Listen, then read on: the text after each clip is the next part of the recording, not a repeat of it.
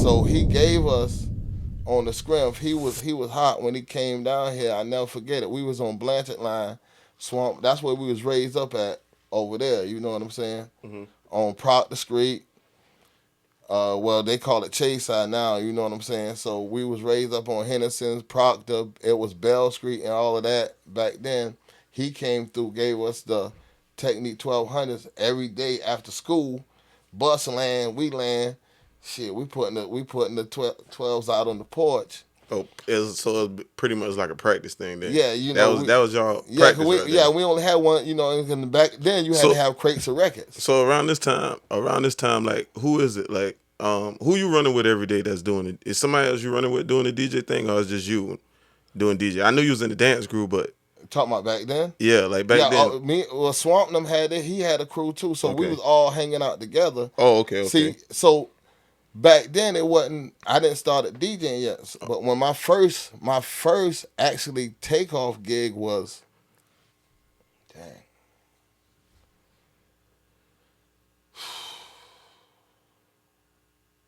Club Celebration. And where that's located? That was in Green Pond, Okay. and this was high school. And I came. Around what year this is? That was 92, 93. All right. And I had I had them old big. We ain't had no major speakers, so we were still regroup. We was just Yeah. starting. So, but we had a little decent sound to hold the club down. And when we Right. got there, them older clubs, they had them old them big PVs in there. Yeah. And we messed around and got a wire ran to one of them PVs, and you couldn't tell us nothing that night. You know what I mean? So how the night went? Oh man, it was a night to remember. It was a night to remember, man. We partied, and then from there, everybody was talking about it, and then so That I you just you kinda, continued after that. Like, yeah, you kept that's going. pretty much. I kept going. Straight That's out of dope, high man. school, yeah, straight out of high school. Then I started because I was playing football and all of that in high school and all Yeah. that. So we was going to the parties then, and then I just took off watching because I used to watch Candyman and them. And we going to them parties, man. They rocking the parties. I'm like, man, I want to do this. I was dancing, but I want to. I'm like, man. Yeah, cause that's kind of what I was gonna ask you. Like, who was it that you like? Did you ever see somebody? You been in that moment where you really watched them, and it was like they was DJing, they was doing their thing, and then you was like, bro, I want to do that. Man, it was just so many because I mean, back in that era, and I mean, man, listen, back in that era, I watched, and I got to keep it 100 real. Mm-hmm. Chase, it was called Silver Shadow then, and they had Frankie D. Frankie D. Everybody, some people know Frankie D. He go around washing windows. Frankie D. He was the Chase DJ, but he was the opener. Like back then, they had what we doing now, coming back to the style they had now that had faded away, where they had 2 or 3 DJs a night. Now it's back to that, and he was an opener. So I was young, and before it got packed, they would have let me go in there because they know I was too young, the owner and everything. So you was kind of like the opener before the opener. Well, I wasn't DJing. I was just going to watch him. Oh, okay. I was, You just going to I watch was them. still, Side. yeah, I was Okay. like, it was early. Like he'd be there like 6, nobody in there. Oh, okay. And you see what I'm saying? Yeah. So I started watching Frankie D, and then I started watching Byron B, Candyman, Body Heat, all of them guys at the school parties. And that's like I said, we was dancing, but then I started looking at them like, man, look how they making these people party, man. Yeah. This might be what I want to try and do. You know what I'm saying? And then I gave it a try. Just like I said, man, we was high school, that done it. And then when we graduated, shit, we just kept messing with the music. And then it's like you see, man, I've been doing this since I must be about 30 years, man. 30 years in. 30. Easy 30. Hey, man, listen. That's passion. That's real passion right there. 30 years in. Because back then you had to have passion. Yeah. It wasn't. Now and I respect all DJs. I'm not taking nothing away from no DJs now. I Right. respect all DJs, the ones Right. that's just getting started. But the game is different. But you had to have passion back then Right. because you had to tote all of that. First of all, you had to tote all of that equipment. Yeah, everything was stuck in the Yeah, computer. yeah. And you had to tote all of that equipment. That was number one. Right.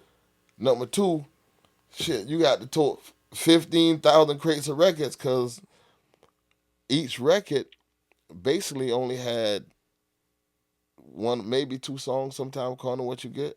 You know what I'm Yeah. saying? So you will have the acapella, instrumental, the clean. So how was y'all doing that back then? So if it had like a acapella, only a acapella, and then say the dirty version on it. So what y'all do? Y'all warm them up with the acapella and then drop the I mean, original song? you have different. Everybody had their own different variation. You know what I'm saying? I'm just trying to put myself in it. You know, I'm younger, Yeah, so I don't, yeah. We just had, every DJ had different variations. The creativity of it, to me, it was more back then. Because you really had to do more work than now because of the technology. I'm not, Yeah. what I'm saying is, I love the homage those guys did back then. I respect. That's what made you really That's made what, me. Yeah. But see, that's how I got you Yeah, like how yeah, you it is. got me high like I am because it was respect, man. Them boys put in hard work. I watched them boys toting them crates of records, and I mean,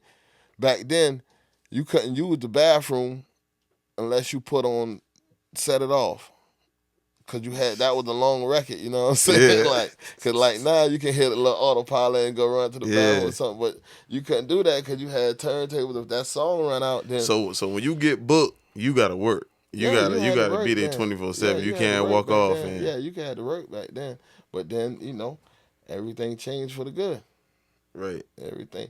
So with that being said, like, how was it? Because I don't want to skip past a lot of stuff because, all right. First thing I want to know is when it came to when you didn't start DJing and everything, everybody knowing you DJing, everybody knowing your name and everything like that. What do you remember like your first party? Like the first party that you really That's the one that really I think put me on the map. If that's what you're trying to. I ain't gonna say the first one put you on the map, but I mean like the first one where you really got that feeling.